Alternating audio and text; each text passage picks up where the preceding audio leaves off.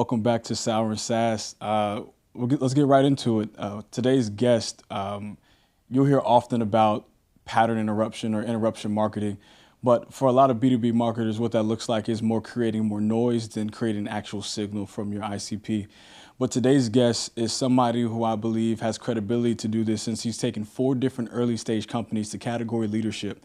So I can't do a good enough intro for him. I'll let him introduce himself. But today I have the great pleasure of introducing the head of marketing of Storylane.io, Madhav Bhandari.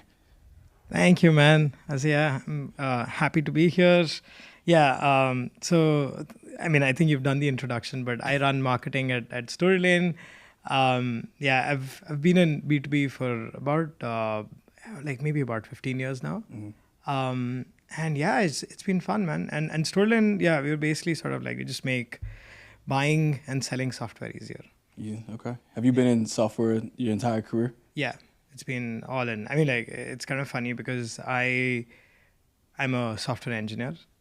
As Really? sort of like, that's the background I come from. Wow. And then I basically wanted to build my own company, and then I didn't know how. It's not easy. So the next best path was to join an early stage startup. So I joined a 3-person team and just learned everything, marketing, sales, CS, everything. Just got exposed to it all. And then that's how like the whole marketing path opened up for me. How did you break in going from software engineering, which is like very, very technical, to doing something more that's on the, having to use the left side of your brain, like the creative aspect of it a little bit more, like both to use creativity, but like how did you make that transition? The honest answer is that I was much better at creativity than the coding aspects of it. So I knew that this is not something I enjoy, and this is not something I'm going to go on forever. Mm-hmm. But I love the sort of aspects of connecting the dots in like how to make businesses work, right? Mm-hmm. So that was it.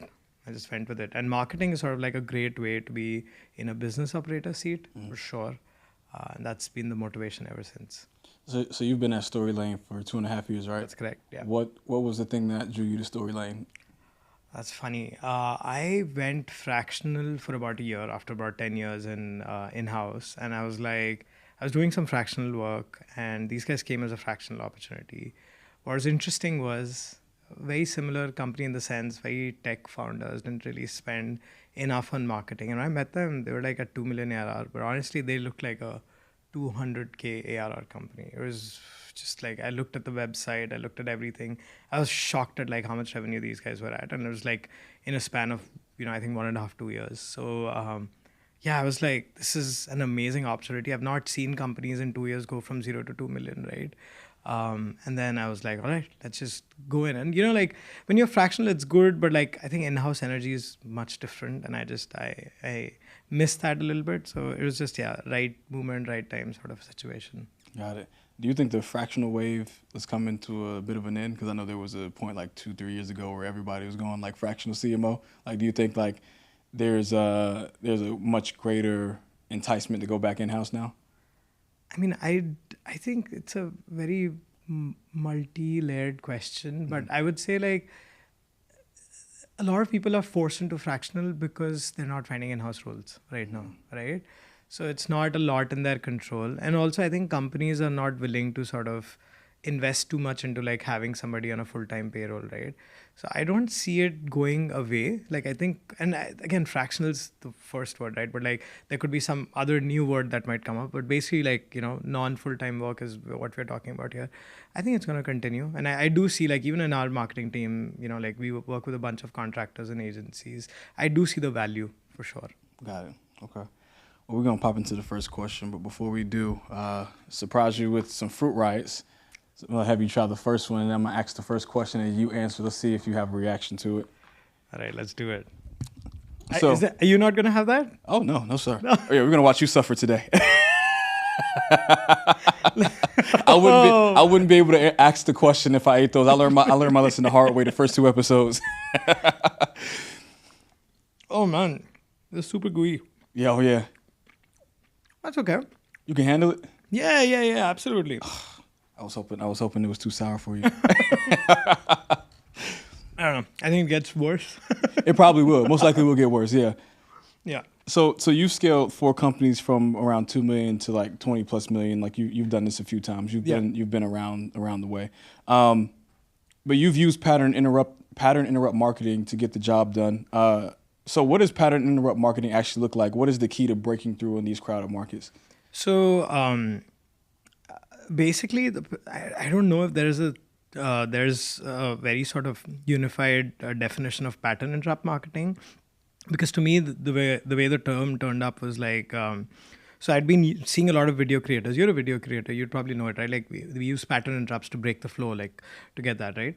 And I'd been hearing that term floating around, and parallelly what was happening was my CEO, I mean, as with many other companies, they've always asked like, how do we differentiate? How do we go viral right now? Like a lot of those questions, and there's no definitive answer to that right now. Like like if I ask you like, how do you differentiate? Like, all right, like where do I go? I don't have any direction, right?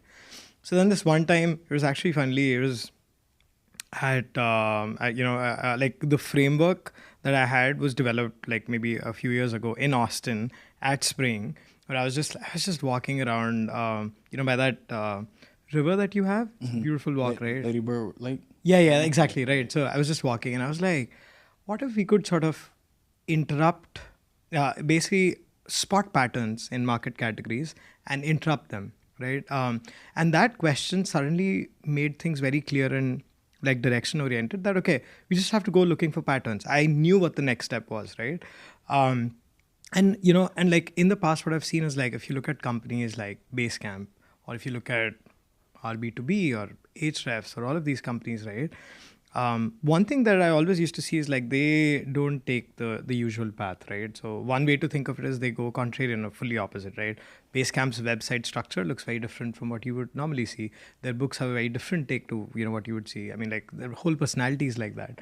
So it was always like, how do you get to that? Which is all about spotting the patterns, right? And now the reason why it's so relevant right now is that there's more and more vendors coming in every category.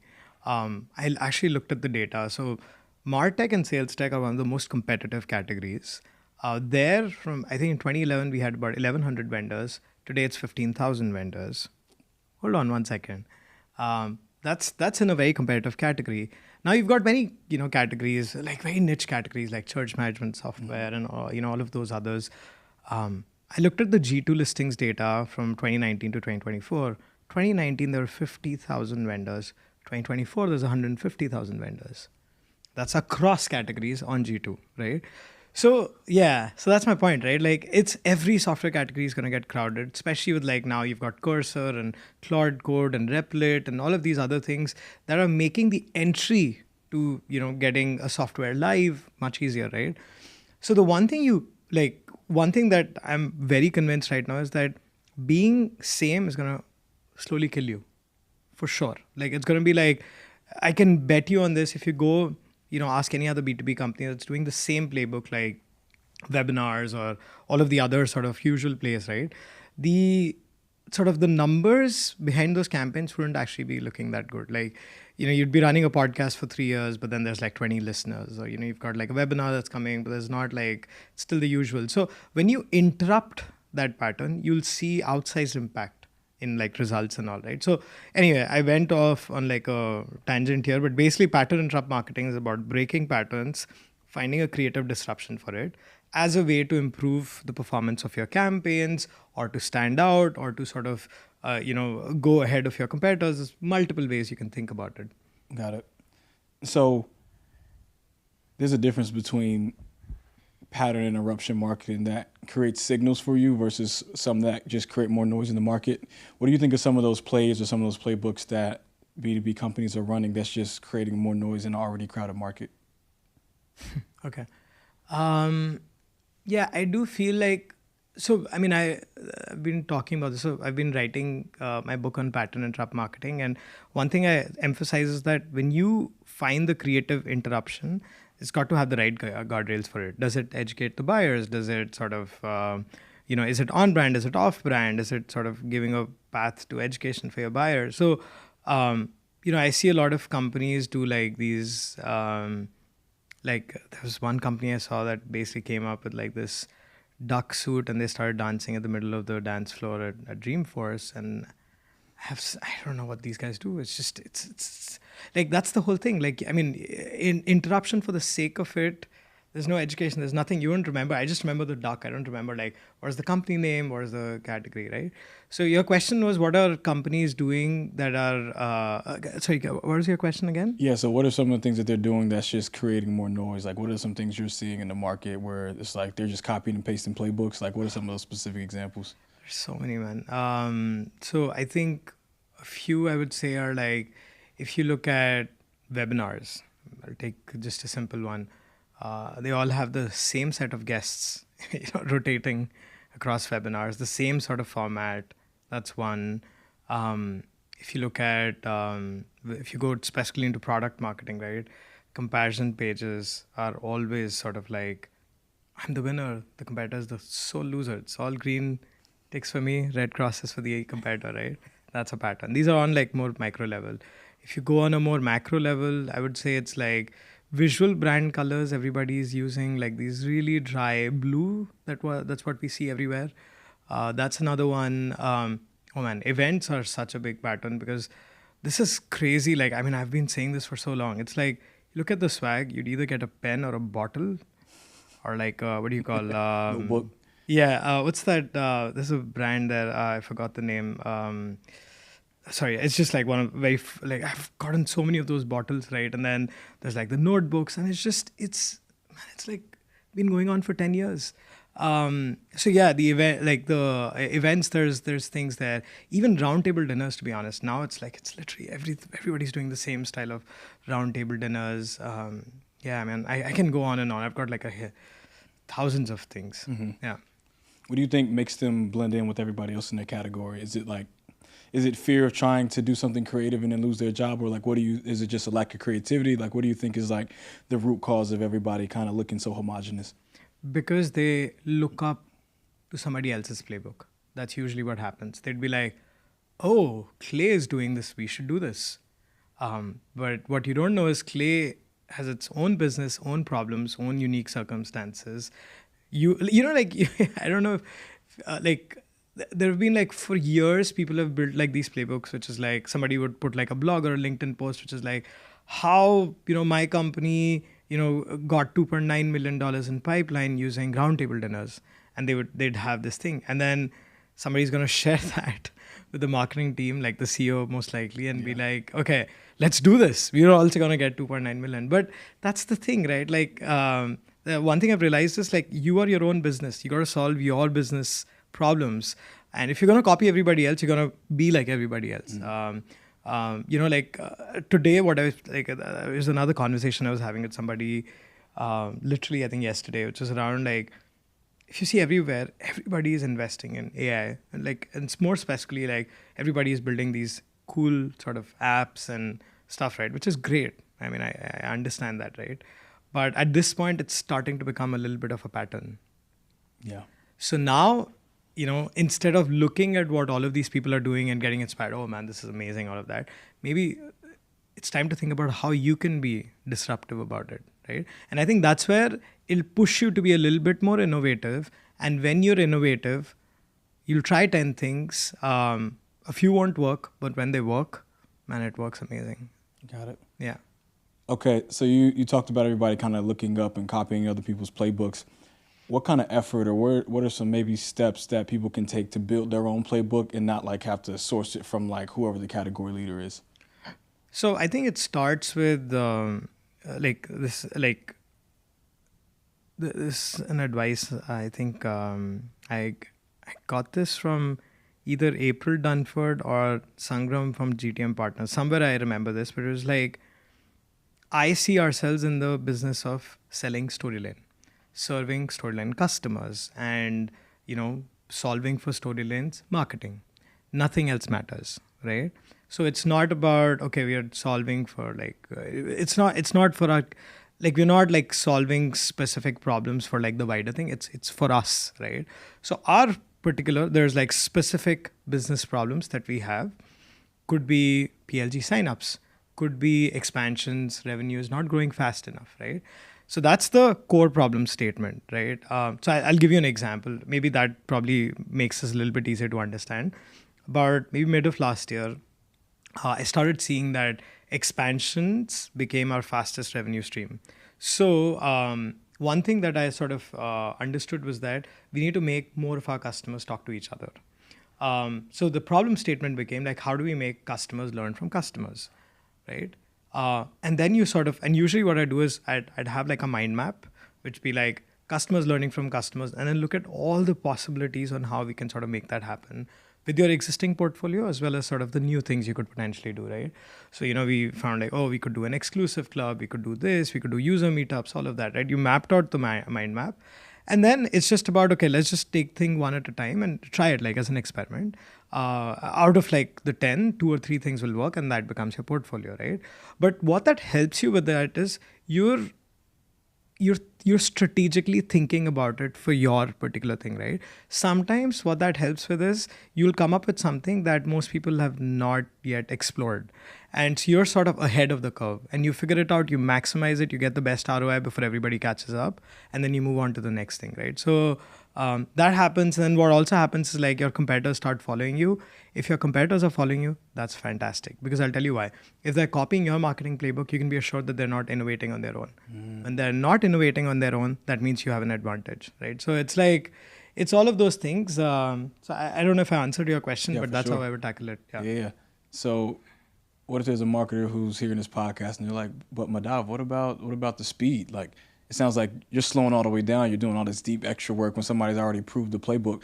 What would you say to somebody who's like, they're just trying to spam content, spam creative, spam experiments, just to kind of like, they're living it by the ship it methodology, where you're saying, let's do the deep work up front that builds like long-term sustainability. Like, what would you speak to a marketer who's all speed, all just like, let's get it out the door? Depends on what revenue stage they're at. If they're probably tackling the 0 to 1 million journey, I would be that person a little bit. Like, it's a lot about shipping fast, trying different things. Even if it's not perfect, even if things are breaking, you just got to try many things, right? But if you're like going from the 1 to 10, 10 to 20 and beyond, right? Like, I think deep thinking doesn't take time. It's literally like every quarter for a week, get your team together, in a room for like maybe just 2 days, right? And you'll come up with ideas and your entire quarter is sorted, versus sort of like trying to figure out things on the go. It doesn't slow us down, that's for sure. Yeah. Got it. Just, it's got to be scheduled. That's how I would say it. Yeah. Yeah. So I'm glad you mentioned like it also depends a little bit on stage. Do you think pattern interrupt marketing, like, can somebody survive between 0 to 2 million without pattern interrupting marketing? Or like, at what stage does it become crucial? Like, you have to have it, because you said even coming into Storylane, like they made it to 2 million before they like had any type of pattern interrupted marketing. So what's the last stage of survivability that somebody can kind of reach to before that becomes like a very big necessity? I think it's all the way through from the beginning towards the end, because it's like when you're tackling the 0 to 1 journey, you've got every odd sort of stacked against you. You've got competitors that are like already mature in the market. You've got a category where buyers have no idea who you are at, right? So if you're going to do what everybody's going to do, you're just never going to get noticed or fly out. So you've got to go hard on the interruption, right? Again, at the 0 to 1 million stage, so interruption doesn't necessarily mean that you need a big budget for it. Like, there are small interruptions that are like, don't really cost anything. You could do that. And then at the bigger stage, it's more about like, okay, now you've entered into the buyer consideration set. How do you go from being the 4th vendor to being the 1st vendor being selected, right? So that takes you to 10. And then beyond 10, it's more about, okay, how do we outpace the software category, right? And then how do we sort of expand into like, so it's always, I would always say like today, like the next 10 years for CMOs, the biggest business problem that we have to solve for is differentiation. That's what we got to do. 100%, because everybody's going to start looking the same. There's going to be so many vendors. We're going to die like slowly. I'm telling you. I mean, you can see that there's like so many people sort of merging, and it's unfortunate there's so many VC-backed companies. And like when you raise VC money, it's kind of like the only good scenario is when you make like, I don't know, 200, 500 million ARR, which, but you know how many companies have actually been there? Like, not many. It's like, it's a really handful of companies, right? So that's another issue, but yeah. Okay. So you've been at both PLG and sales-led companies, right? Is there a difference to the model of doing pattern interrupted marketing based on the model, or is it kind of like the same across both? The methodology remains the same. But like in PLG, for example, the interruption becomes like if everybody is going to, like an example I'll tell you is SEO, right? So everybody would, let's say, follow like a blog SEO where they would put a text and this and that, right? But what if everybody's creating great content now with AI and the cost of content goes down to zero? What do you do, right? So we tried this whole demo-led SEO experiment, which is around like, what if we replace text with demo and like how does that impact? And it did fantastically well, right? But even before, like I was at a company called Bonsai and we knew the whole blogs thing is sort of super slow, right? So we went with like this strategy of like, how about we create contract templates for every specific contractor that's out there, like wedding photographer and all of that, right? So it was a freelance software management company. So I think you can find interruptions anywhere. The methodology doesn't stay different. It's just about spotting patterns, right? Like in PLG, there's patterns, and in SalesLed, there are patterns. Just have to find the right disruption for it. Got it. Then you can handle another one?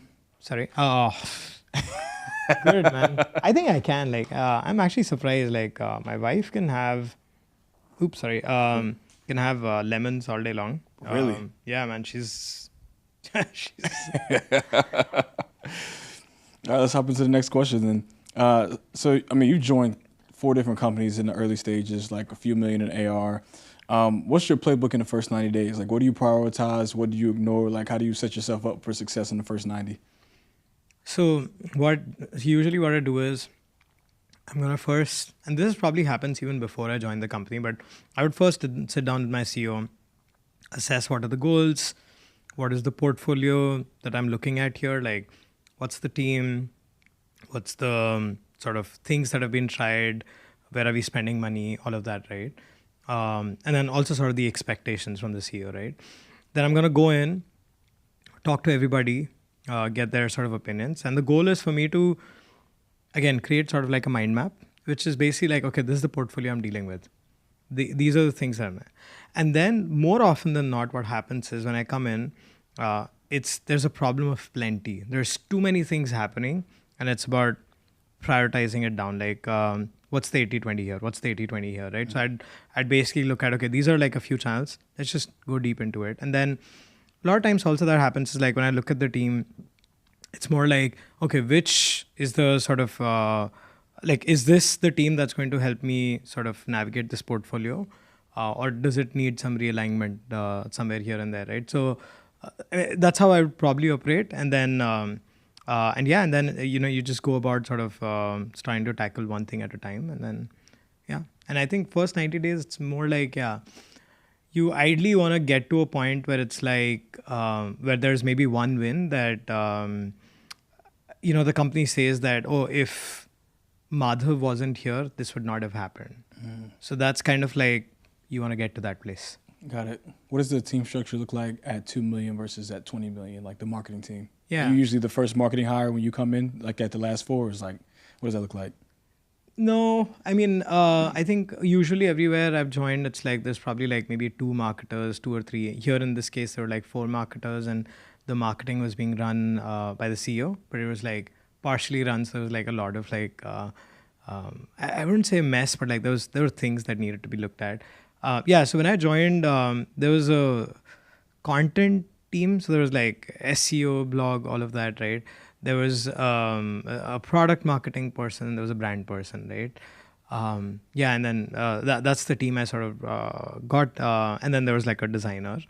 And then I basically sort of went in, assessed everybody, right? So actually the product marketing person, I moved him into sort of a demand gen role, and he's killing it there. Like, it's just amazing.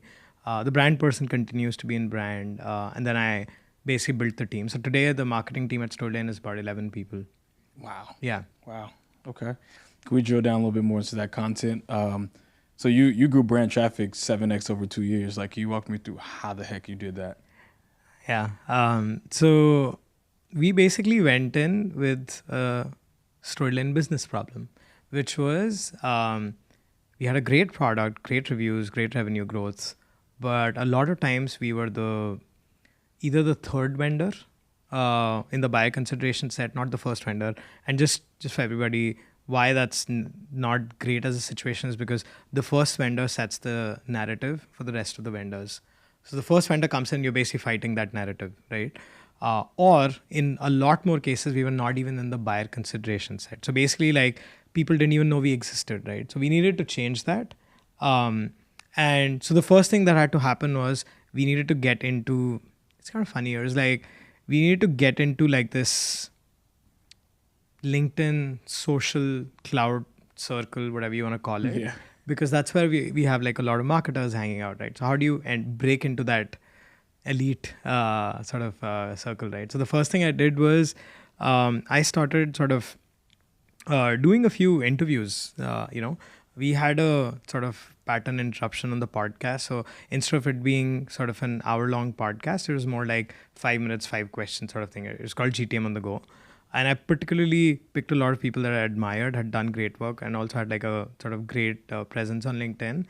Got them in, built those relationships, and sort of, like started building a network around me, right? And then parallelly, what we also started doing is we went all in on social. So like every campaign had to have sort of like a social distribution built into it. So whether that's any sort of event activation or whether that's sort of a virtual event we do, it's got to be sort of super big. So that's what we did. We just kept investing in that. And then, it sort of started giving some results. And then the whole pattern interruption sort of took over, right? So whether that was in social or demand gen or outbound or ads or visual brand or like generally the brand initiative, we just kept continuing interrupting. So like I can give you a few examples. Like our swag, for example, right, is product marketer affirmation cards, or sleep masks are debuting next month. We've got we've got like a scented candle which says like smells like a closed deal, like all of those. I like that. So a bunch of like different swag, right? So those things create value for the brand. We started working with influencers. And we started doing some interesting content. Like you don't see a lot of humor content on B2B. So we specifically focused a lot on that. So that worked. So it was just, and that's the thing with pattern interruptions, right? Like one pattern interrupt campaign is not going to get you anywhere. You do it month over month over month for 2 years, you'll see the brand campaign traffic. Like even at Exit 5, I don't know if you were there at Drive in 2024. I heard about it though. Yeah, but like we couldn't get a sponsor slot. So we were like, okay, what do we do here? And then we hired an agency to put like a mobile billboard truck right in front of Drive. And it was like, it had basically sort of like something about it. And one of our competitors was actually sponsoring that event. Man, that truck got way more coverage than the actual sponsors itself. And it was like, you could see, so the way I see brand searches, like I see like our Google search console graph of like how many people are searching for Storylane. I see like, like straight, like, okay, Exit 5 Drive, this. Okay, we did this virtual event. All right, this. So it's like, imagine like sort of an upward going line, but like these certain interrupts sort of give you like a bump and then it gets you to a new baseline. So that's how it sort of, and you kept doing it for about 6-7 quarters and we were able to get our brand traffic up. Nice. Let's go. I love that. Yeah. So going all in on social was one aspect of it, but sometimes the hard thing to figure out is organic social. So for you, what's your philosophy with organic social versus paid social? At what stage does like paid become like an amplifier? Like how do you kind of view organic versus paid social? So when you say paid social, is it just particularly like ads? Yeah, About? Okay. Ads, yep. Got it. Okay, yeah. Yeah, because in my mind, paid social is also the influencer content, but maybe it's organic. I don't know. Yeah, so I think it was, I would say a few things. Ads are definitely one bit of it. So we don't, we invest almost about 700K every year on LinkedIn ads. And it's purely like, it's like we have like an influenced revenue sort of number that we sort of track. But I don't think anybody comes to LinkedIn to buy software. Right, everybody comes there to learn and connect with people, right? You got to treat it that way. So we don't do ads which are like, hey, we've got like this, software, buy it or something. It's more like, okay, behind the scenes of Storylane, or behind the scenes about like my marketing, or talking about particular pain points about SEs and whatever our ICP is, right? So there's an employee advocacy bit to it. And for us, it's like it's mostly me and my CEO who basically are super active on LinkedIn, and then we've got the team sort of supporting our sort of accounts and initiatives. Then we boost these posts through LinkedIn ads, which I think is super helpful. And I think they costed somewhere about $100 CPM is what we've been seeing for a while now. And then we work with influencers, and we again like get them to engage with our content, but also like have them post something. So we've got a creative team that works with these influencers to do that. Some are customer influencers, some are humor influencers, and some are storytelling folks. So we've got a little bit of that as well. And then it's basically like, how do we drive more advocacy? So with customers, we have like a few events that go on. Like we have this event called the Demo Dundies, which is like sort of a customer advocacy event to like celebrate the best demos, but it's in the style of The Office. But there's like, it's also celebrating, but also like customers love to flaunt their work right on LinkedIn. Right. So like that works out pretty well. I think it's just, it's a mix of all of these things. Okay. How do you decide what not to do? What's your framework in saying, hey, there's a lot of different things we could do to do pattern interrupt marketing. There's a lot of options. There's a lot of things we could do. How do you decide like, hey, tunnel vision here and we're not doing that? How do you decide like what's not getting done? Yeah. To me, so the simple answer or the one line answer is that you go with the 80-20, right? Or to go even brutal, go with the 95-5, basically like really just find the things that are working. But in marketing, it's not as easy because especially in sales-led motions, like if you're selling a $50 a month product, there's a linear path. Somebody sees a blog, they'll buy the product, and like the attribution is fairly clear. If you're selling like 15K, 20K, 50K, 100K products, right? It's usually a 6-month cycle, multiple buyers. People see a LinkedIn ad, they see social, they see you at an event, they hear about you from a peer recommendation in the community. So it's a bunch of those things that actually lead to it. So it's relatively difficult to know like what it's. So first is for the attribution, right? Like one thing I've done is I've made it more sort of directional at this point. So it's like there's 3 layers I look at. One is we have a how do you hear about us form on our demo booking page. That gives us one layer of answer. There's like people be like, oh, LinkedIn, oh, I hear you from Claude and all of these other things. Then we've got another channel, which is basically, so there's a Gong competitor called Sybil, which is basically like again, sales call recording. So we record all of our calls there. Sales, marketing, CS, everything, right? And then I have like a weekly sort of prompt there that in the last 7 days, explain to me, how did sort of prospects say that, how did they hear about us, right? So through that, I get like sort of a short summary. Okay, this is another layer of data. And then I've got like, the simple like in Google Analytics to see what's the source of the traffic, right? Which I don't look at too often. That gives me a sense of, okay, directionally what's working. I know ads is working, organic is working, all of that, right? Like, and that's probably the most useful information for me to be able to make decisions. Right. But also what I'm also looking at is if you're not doing things differently, quarter over quarter, year over year, if the playbook remains the same, right, then it's time to start questioning it.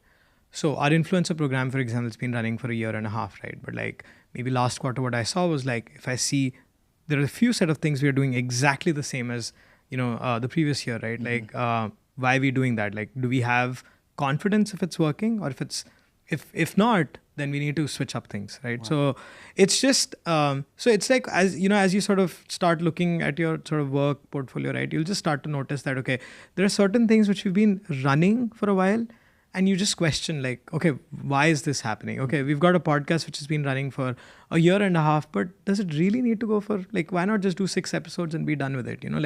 That sort of thing. So we keep scanning it, and there'll be some sort of sign in one of the attribution sources that if this is driving pipeline or not.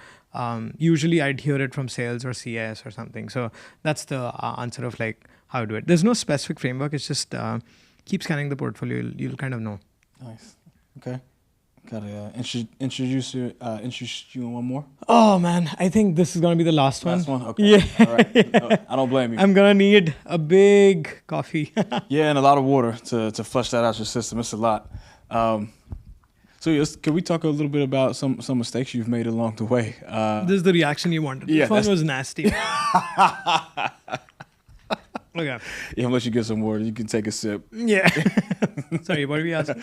Yeah, so let's talk mistakes. What do you think is the most expensive or biggest mistake you're comfortable with sharing? Yeah. Can you talk us through like what was the logic, what was the hypothesis, and then why you think it may have failed? So I'm going to share one. I mean, so I think, so this was back in the, well, it's not back in the day, it was like 4 years ago. It's back in the days, Yeah. Just 4 years ago. I was working at a company called Bonsai, right? I was telling you. SEO had sort of grown quite a bit. The second most sort of upcoming channel was affiliate marketing, the affiliate program. And I was like, the data said that it's driving 10-12% of the revenue. It's worth sort of taking a look at it and see if we can scale it to 30-40% of the revenue. So I looked at it. I did everything possible with affiliate marketing, right? I spoke to the best consultants. I spoke to the top operators in the space. I tried every little tactic to make that happen, like the affiliate program. And then I think one thing I sort of realized with the affiliate programs is you cannot proactively scale it. It scales with your brand. So like, for example, I'm just taking an example. Like if Directive has like maybe 100,000 a month brand traffic, I'm just taking an example, right? It's not like with the 100,000 a month brand traffic, you can 2x your affiliate program. That's not how it works. I think as your brand grows, the affiliate program will grow. People will naturally be inclined to sort of come in there. Because if you go after looking and recruiting for affiliates, right, it's almost a very transactional relationship. Okay, listen, there's like 10 other vendors there. Who's willing to pay me more? And then it's a race to the bottom. It's like, oh, I'm going to pay you, 40%, 45% commission, 50%. At some point, the unit economics stop making sense. So that to me, I spent almost 6 months, and I sort of, I wasn't convinced on it at all. So it was a lot of investment. It was also like, getting somebody full time. There was a bunch of things there. But also like, at that point, it was like I was at crossroads with my CEO because like I was very convinced this is not going to work. And he was, and it ultimately didn't end up working out. So there's also that cost factored in, right? So that's probably, I think, an expensive. Again, it's not a mistake. It's more like, the mistake was not like to be investing in affiliate programs. But, who knows, 5 years down the line, things like might change. But I think like with the current scenarios, especially with how SEO is, traffic is declining and all of that, right? I think it's much harder. Okay. So since you've been at companies and you kind of scaled it from early stage to like some category leadership, what have you seen often as the cause of like revenue plateau? Is it more a marketing problem, more of a product problem? Like what have you seen at this stage of growth for companies? It's at basically like 10 million mark is what year. Okay, got it. So what usually happens is either the net new acquisition, there's just not either enough in the market, or you've sort of exhausted your channels. That's one. The other is potentially that the competitors caught up and basically are following the exact same playbook and are getting better ROI, and like you've not done anything to change that. That happens quite often. Another one I will say, which is kind of a funny one, the CEO gets too involved in marketing.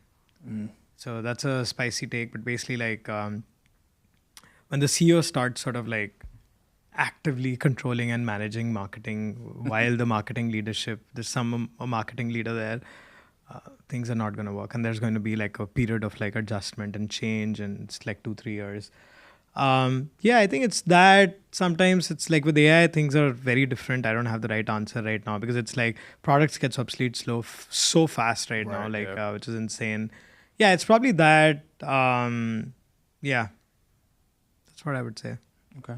So for someone who wants to be like a marketing leader like you at either a company at 2 million or 20 million, what's one skill or mindset that they need to have that most marketers overlook? I think the big one I would say is like stop following everybody. Like stop following it. I mean, it's good to get ideas from people, but do your own critical thinking. build your own mind maps, spend time 2-3 hours understanding, connecting the dots in your business and trying to understand, okay, what's something disruptive. Actually, it's not even, if you go looking for disruption, you won't get the disruption. It's more about understanding the business problem and finding your unique solution to it, not what this person at this company did it. I think the marketers that do that go a very, very long way. Okay. Well, we've made it to the lightning round. We're at the very end. So how this is going to work is anywhere between 30 and 45 seconds per question. We got 5 questions. Once we do that, we'll wrap it up. Okay. Ready for the first one? Yeah. All right. So question number 1, most overrated marketing channel for B2B SaaS companies trying to scale from 2 million to 20 million in ARR. Most overrated. I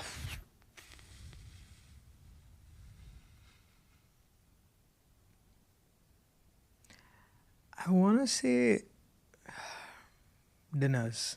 I mean, like these roundtable dinners, roundtable brunches, because I don't think many people have figured it out. They're just spending money for the sake of it, and you could get a lot more by just investing in brand or content or creative. I think it's just again, you ask me this a year from now, I might not be, but I just feel like there's so many of these options now. Like I get invited like 7-8 dinners every week. So it's like, wow. Yeah, it's a lot. And people have gone beyond. Like, I mean, people are being creative in the sense like I once got invited to a dinner, which was like a VIP box at a Kendrick Lamar concert.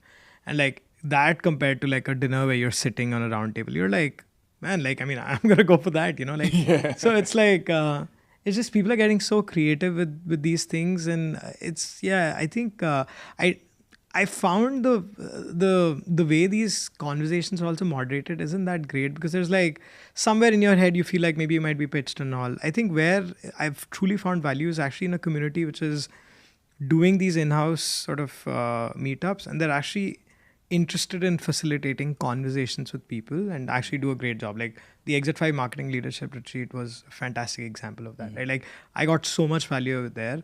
And I don't get much value out of dinners ever whenever I've been to one. Wow. Okay. Question number 2. If you could only pick one, SEO, paid ads, or events, which one drives the most efficient growth at the $2 to $10 million stage? Sorry, which one drops the? Yes, SEO, paid ads, or events. Which one drives like the most growth or most revenue from the $2 million to $10 million stage? Sorry, so SEO, paid ads, and what was the third one? Events. Okay. What I would say is for us, it was SEO big time. Like that was the thing that sort of drove quite a bit for us. Today's world, I'm not so sure about it. Yeah, I think if I would go today, it'd be events. Events? Yeah. Why events? Because when I look at events, it's not just in-person events, it's also virtual events. That's how I see it. So virtual events, I feel are very scalable, and that's a great way to, like, you can do 8 people virtual events, and actually, honestly, I'll say the virtual event is a lot better because people don't have to travel to like a certain place. I'm not saying like there is some value there, and they're a lot more cost efficient. So at a 2 to 10 million mark, you've got to also be very sort of conservative with how you spend, right? And I think with virtual events, you can go a really long way there. And, if you do like a great interruption, like one example is, for example, if you look at our B2B, right? They've got this, Adam Robinson has this podcast called, I think something like, I don't know, about like, I forgot. It's something like, it's got some cuss word, and it's like how to do something with my startup, something. Oh yeah. How to, yeah. I know what you're talking about. I can't remember the name of it. Yeah. But it's that, right? These guys are at like 6 million, right? 6, 7, whatever the number is, right? But they do that podcast, and that podcast gets like, I don't know, like thousands of people sort of subscribing to it, right? I feel like that's a great way from the 2 to 10 million one. You don't have to go spend 30K at a conference, right? For sure. Okay. Question number 3, best hiring advice for a company's first marketing leader. Don't post your job position on a job board or put it out on your LinkedIn post, because you're going to get hundreds and hundreds of applications and you don't have the time to scout through them all.